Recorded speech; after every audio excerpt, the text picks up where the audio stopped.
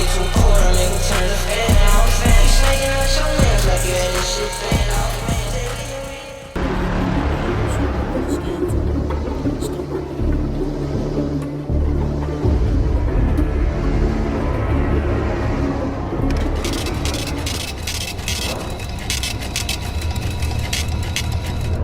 Nights at Walmart are never the same as the last. Sometimes, my shift is so slow and boring that I'm struggling to stay awake. Other nights, it's a non-stop barrage of helpless customers, loiterers, shoplifters, and crackheads. The only thing that makes it any easier are my coworkers. Not long ago, an especially good friend of mine still worked here. Josie was the best part of any shift. Night by night, we were slowly becoming more than friends. Of course, that meant our managers made sure we rarely ever saw each other. The way they'd put us at opposite ends of the store.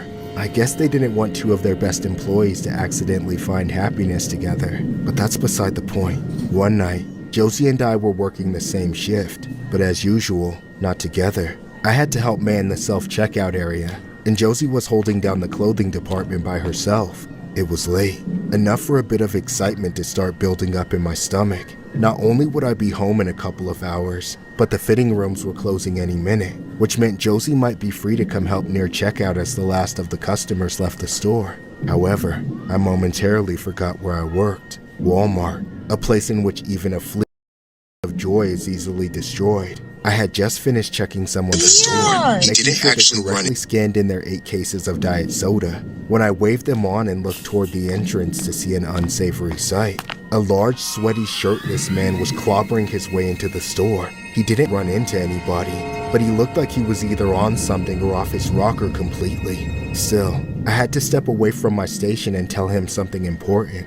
Sir, stop. You can't be in here half naked. You have to put a shirt on. I'm going to buy a shirt right now, duh.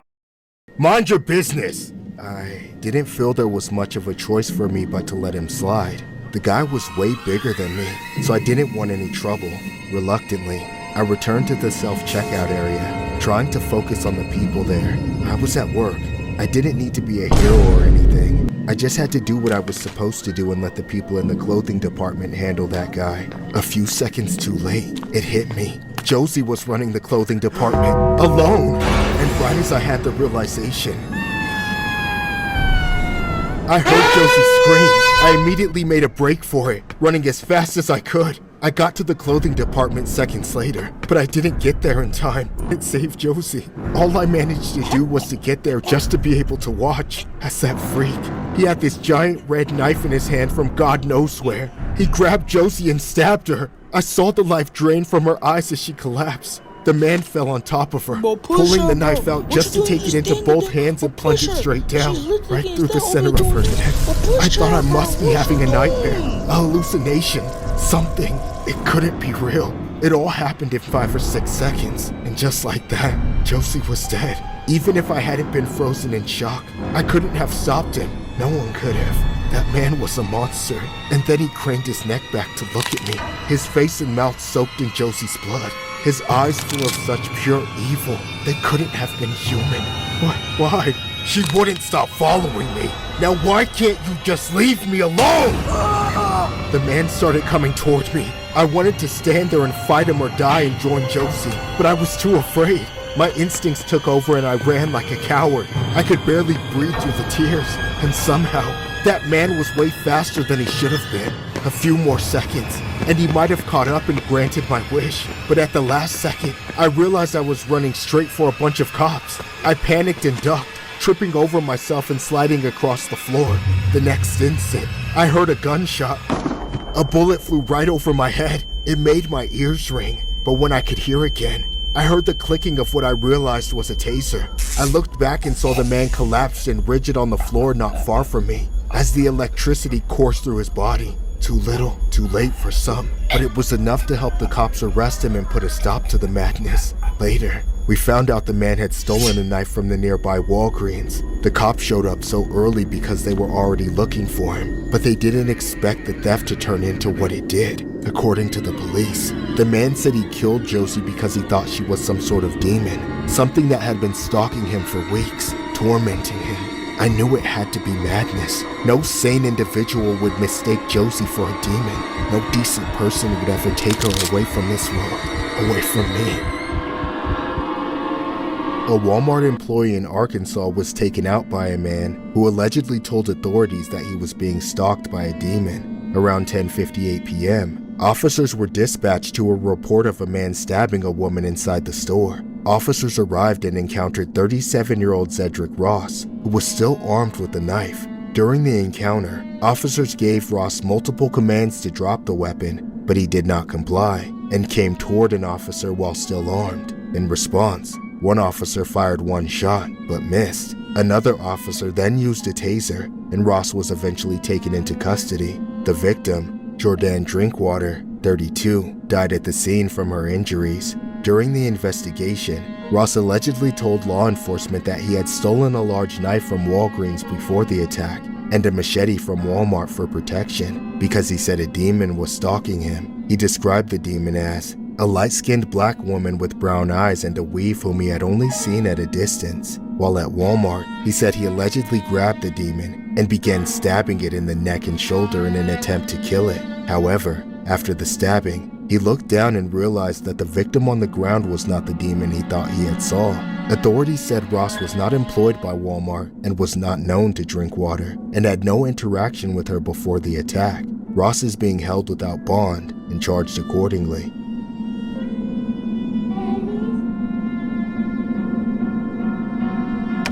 I was already looking forward to leaving. I kept dragging myself through the shift on the promise I made to myself that I'd get utterly wasted the second I got home. I know that's a very unhealthy coping mechanism, but it will become obvious why it's become my method of choice for unwinding after a long day of work. At around 10 p.m., a particular woman walked through the front entrance. She didn't grab a cart or a basket, By the nor way, did she seem why is this capable lady of doing built like so. Slender She Man? had that telltale twitch of a tweaker.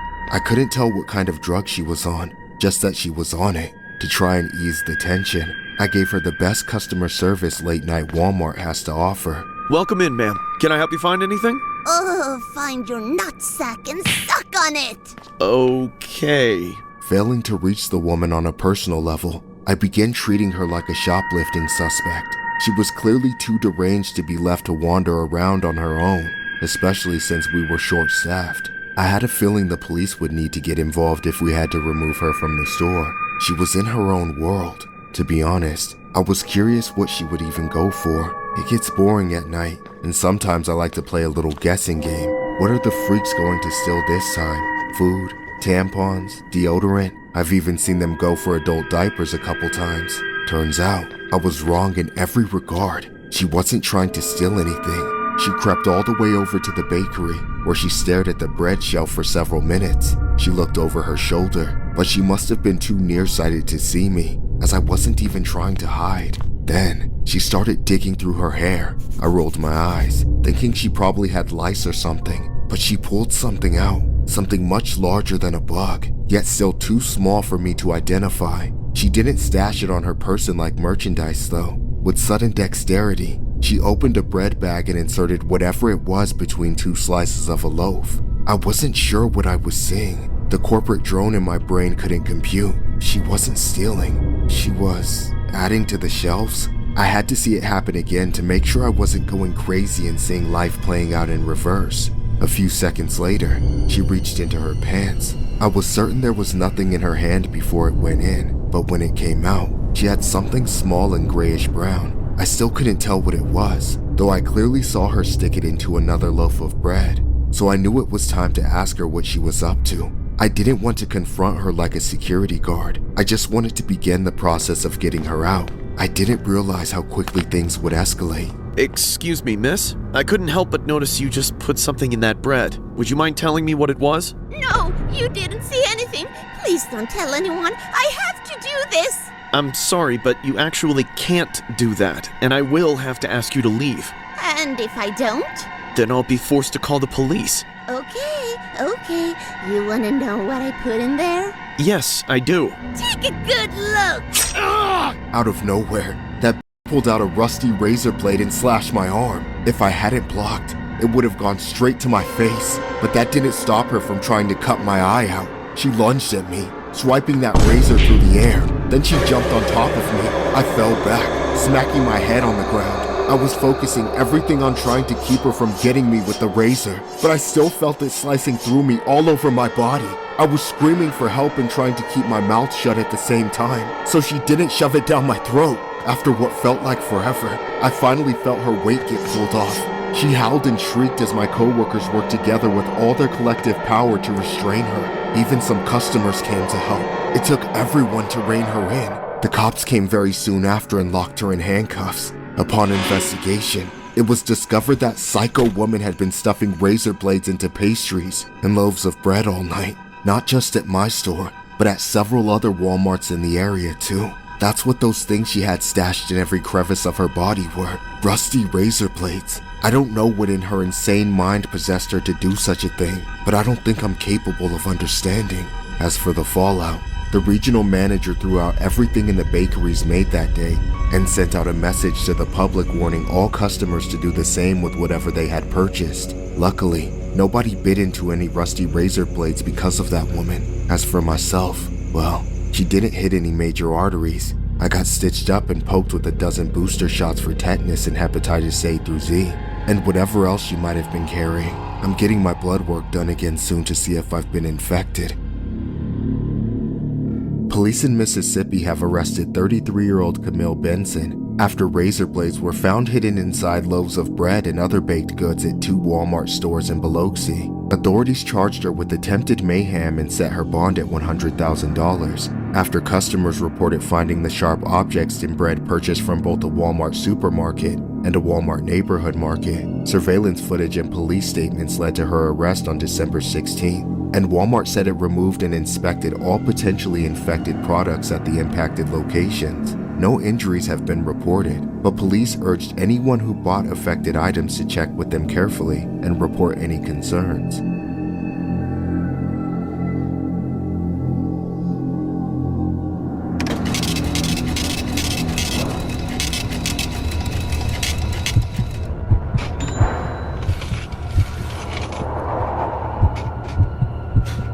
Working this dead-end job at Walmart, I have no desire to go above and beyond for my team, and I've already accumulated quite a few unpleasant memories that will stick with me for the rest of my life. Without a doubt, this is the worst one. It started on a Friday night. Barely anyone was around, but of course, that was merely false hope. Right at the end of stocking a shelf, I noticed a woman enter the aisle. I could tell she was looking at me, making her way toward me. The woman called out to me with a raspy and pitiful voice, forcing me to make eye contact. Sir, can I please use your bathroom? I'm sorry, but we already closed the bathrooms. I know.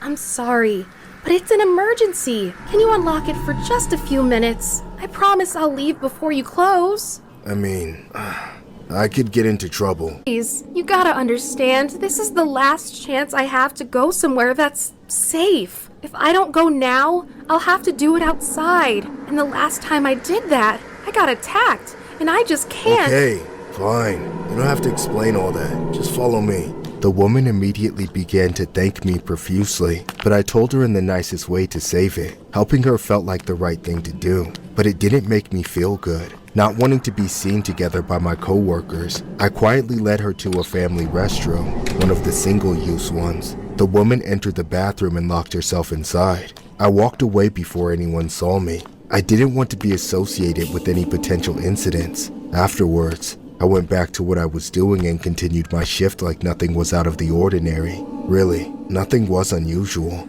I finished stocking everything, helped clean up, then I left the store on schedule.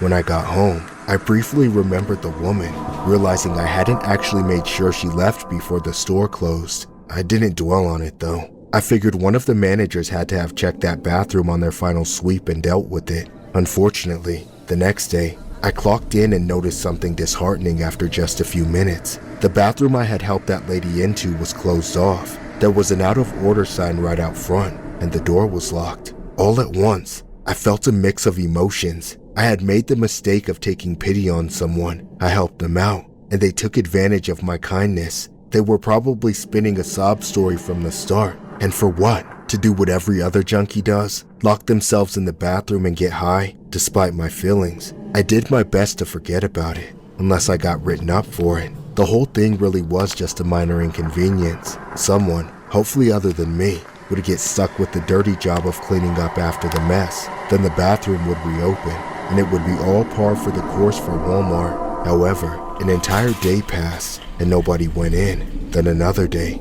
Finally, on Monday, it was me. I got stuck with it. Now, I was pissed.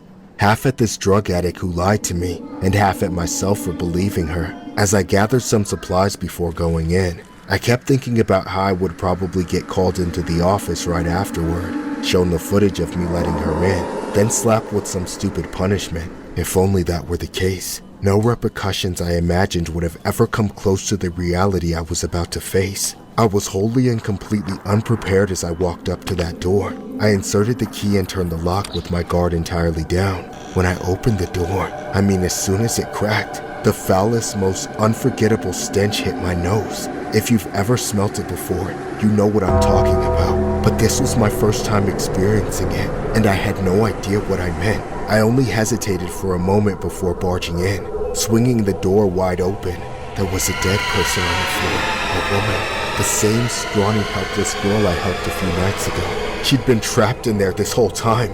Her body was bloated and leaking dark, festering fluids everywhere. I recoiled with every fiber of my being. I slammed the door shut, falling backwards away from the bathroom, and subsequently throwing up on myself out of pure shock. Suddenly, every bit of self-wallowing I'd been allowing myself was put into perspective. I didn't have a shitty life. That woman did. I was just a shitty person. Yet I'm still alive, and she met her end in a Walmart bathroom. The fact that the cause of her death was an overdose matters very little to me now. I was the last human face she ever saw, and all I wanted was to get her out of my sight. Surprisingly, I didn't face any charges, nor did I lose my job, but that doesn't alleviate the guilt. This incident occurred in June 2017 at a Walmart in Sand Springs, Oklahoma. Catherine Caraway, 29, was found deceased in a single-use family bathroom at the back of the store on a Monday afternoon. Surveillance video showed Caraway entering the restroom around 6 p.m. on Friday, meaning her body remained in the locked room for approximately 3 days. A Walmart employee tried to enter the locked bathroom on Friday, and assuming it was broken, placed an out-of-order sign on the door without checking inside. The body was discovered when the bathroom was finally unlocked on Monday. While police initially did not consider the death suspicious, a later autopsy indicated the cause was related to difluoroethane toxicity, often from huffing aerosol propellant.